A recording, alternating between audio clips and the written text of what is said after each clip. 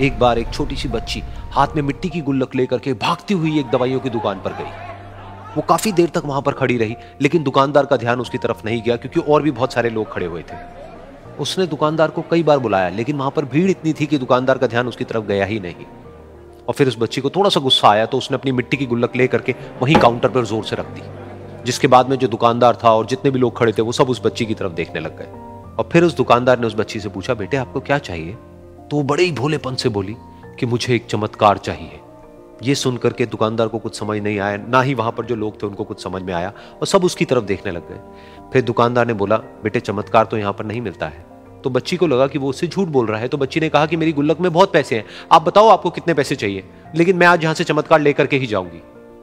तो वहीं काउंटर पे एक और आदमी खड़ा था, उसने उस बच्ची से पूछा कि बेटे क्यों चाहिए तुमको चमत्कार? तब उस बच्ची ने अपनी कहानी बताई कि अभी कुछ दिन पहले मेरे भाई के सर में बहुत तेज दर्द हुआ, तो मेरे पापा मम्मी उसको हॉस्पिटल ले गए। उसके बाद कई दिन तक मेरा भाई घर नहीं आया। तो मैंने कई बार अपने पापा से पूछा, लेकिन उन्होंने मुझे कुछ नहीं बताया। उन्होंने बार बार यही कहा कि वो आ जाएगा, वो कल आ जाएगा, वो कल आ जाएगा, लेकिन वो आ ही नहीं रहा था। तो मैंने देखा कि मम्मी रो रही है। अब पापा मम्मी को कह रहे थे कि उसकी दवाइयों के लिए और उसके इलाज के लिए जितने पैसे चाहिए उतने मेरे पास में नहीं है, अब उसको कोई चमत्कार ही बचा सकता है।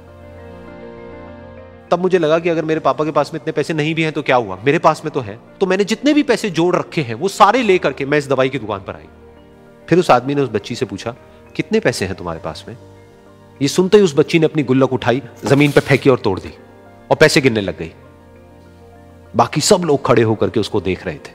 थोड़ी देर बाद उसने सारे पैसे अपने हाथ में इकट्ठे किए और बोली, मेरे पास में पूरे 19 रुपए हैं। वो जो आदमी वहां पर खड़ा था वो थोड़ा सा मुस्कुराया और बोला कि अरे तुम्हारे पास में तो पूरे पैसे हैं, इतने का ही तो आता है चमत्कार। ये सुनकर के वो बच्ची बहुत खुश हो गई और बोली कि चलो मैं आपको अपने पापा से मिलवाती हूं। बाद में पता लगा कि वो आदमी कोई आम आदमी नहीं था, बल्कि एक बहुत बड़ा न्यूरोसर्जन था, और उसने सिर्फ 19 रुपए में उसके भाई की सर्जरी करी और कुछ ही दिन बाद वो ठीक होकर के घर वापस आ गया। फिर कुछ दिन बाद वो बच्ची, उसका भाई, उसके पापा, उसकी मम्मी चारों एक साथ बैठे हुए थे और बात कर रहे थे। तो उसकी मम्मी ने उसके पापा से पूछा कि अब तो बता दो ये चमत्कार आपने किया कैसे? तो उन्होंने अपनी बेटी की तरफ देखा और बोले, ये चमत्कार मैंने नहीं, इसने किया है।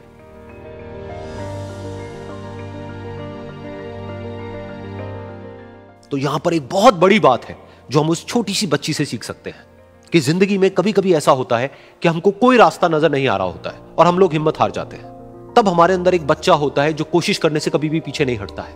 वो हार मानने को तैयार नहीं होता है क्योंकि उसको ना शब्द समझ नहीं आता है। वो बच्चा जिसके लिए कुछ भी नामुमकिन नहीं है, क्योंकि वो हर हाल में कोशिश करता ही रहता है।